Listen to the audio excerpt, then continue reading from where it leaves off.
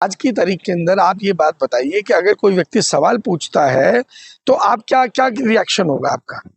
क्या आप क्या कर सकते हैं सुलन? भारतीय जनता पार्टी के पास क्या सिस्टम है इन जो सवाल पूछ रहे हैं उसको बंद करवाने का, जिसके लिए आपको पास्ट की हिस्ट्री उठाकर देखनी होगी। आपको जस्टिस लोहिया का केस समझना होगा, आपको हरेन पांड्या का केस समझना होगा, आपको तमाम ऐसे केस समझने होंगे जहां पर भारतीय जनता पार्टी का इतिहास रहा है कि सवाल पूछने वालों की जबान किस तरह बंद करवा दी जाती है। और अगर बात यहाँ हेमंत बिस्व शर्मा की बात करें तो वो तो एक ऐसे महान चरित्र के व्यक्ति हैं, आप ये मानिए कि महामानव, दुनिया के दूसरे महामानव है वो। अभी आप देखेंगे तो उनकी हमारे देश के महामानव से भी ज्यादा जो है वो पूजा का काम उनके लिए हो रहा है, उनकी पूजा करी जा रही है, जबकि हिंदू धर्म के अंदर इंसान की पूजा की पूरी तरह मनाही है। और ऐसे में हेमंत बिस्व शर्मा की पूजा होना, निजी तौर पर उनकी पूजा करना या आरती करना, मुझे लगता है कि देश को, पूरे देश को किस दिशा में ले जाने की तैयारी है, ये लोगों को ज्यादा मालूम। वो कह रहे बस चुनाव पूरी तरह से खत्म हो जाने दो और सत्ता में आने दो, फिर हम सबक सिखाएंगे किस क्या होता है किसी पर झूठा आरोप लगा।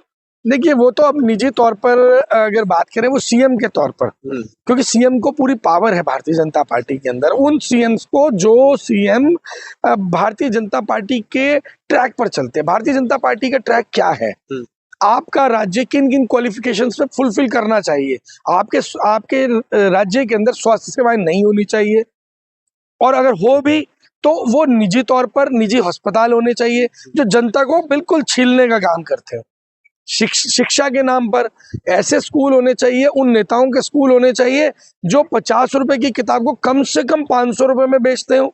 गरीब आदमी का बच्चा, गरीब का बच्चा, मजदूर का बच्चा मजदूर बनना चाहिए, वो पढ़ा लिखा नहीं बनना चाहिए, वो इंटेलेक्चुअल नहीं बनना चाहिए। और इसके अलावा एक नंबर की बदतमीजी करने की काबिलियत होनी चाहिए, जो भारतीय जनता पार्टी के कोर कमेटी सेंटर के अंदर तय होता है कि आपकी क्वालिफिकेशन तब तय होगी कि आप किस किस भद्दी से भद्दी गाली का उपयोग कर सकते हैं। राजनीतिक स्तर को खत्म करने की क्वालिफिकेशन जो है वो भारतीय जनता पार्टी के नेताओं से सीखनी होगी।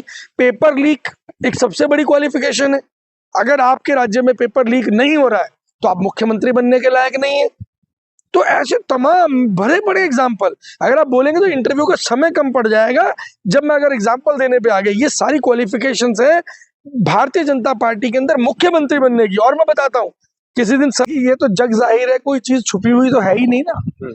अगर आप सत्ता, और वो भी सत्ता में जब भारतीय जनता पार्टी हो, उस वक्त अगर आप जो है इस तरीके से अगर के बयान देने का काम करेंगे तो यकीनन मुझे लगता है कि भारतीय जनता पार्टी इन चीजों में पूरी तरीके से माहिर है कि वो केवल और केवल जो है उन्हीं लोगों के ऊपर कार्रवाई करती है जो सवाल पूछते हैं।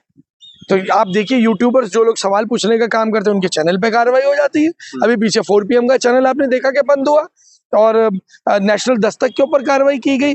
ऐसे तमाम चैनल्स हमने देखे, ऐसे तमाम लोगों को हमने देखा, जो भी सवाल उठाने का काम करता है उसको उठा करके उस पर कार्रवाई करने का काम भारतीय जनता पार्टी करती है। लेकिन हिमंत बिस्व शर्मा के पत्नी पर काफी गंभीर और संगीन आरोप लगा चीन की पासपोर्ट रखने को लेकर के, और जो है देश समेत विदेशों में जो है बेतहाशा मतलब जो उनका संपत्ति को लेकर के पवन खेरा जी कह रहे हैं इस पर जांच होनी चाहिए, सीबीआई हो, ईडी हो, इनकम टैक्स हो, तमाम लोगों को एक साथ आकर जांच करनी चाहिए।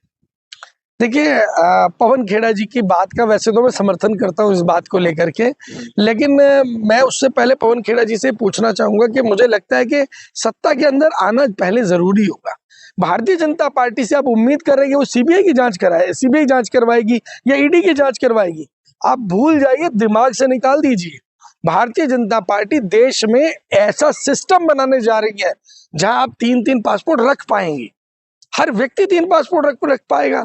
आपको पैसा छुपाने के लिए भागने की जरूरत नहीं है, आप खुद जाकर के लीगली रख पाएंगे। बस केवल आपको भारतीय जनता पार्टी की सदस्यता लेनी होगी, भारतीय जनता पार्टी को ज्वाइन करना होगा, उसके बाद आप जो मर्जी कर सकते हैं। आप पूरी तरह सर्टिफाइड हो जाते हैं कि आप बलात्कार भी कर सकते हैं, आप अपहरण भी कर सकते हैं, आप मर्डर भी कर सकते हैं, आप शोषण भी कर सकते हैं, केवल आपको भारतीय जनता पार्टी ज्वाइन करनी पड़े। लेकिन हिमंत बिस्व शर्मा लगातार पवन खेरा को, कांग्रेस पार्टी को धमका भी रहे हैं, कह रहे हम इसको छोड़ेंगे नहीं।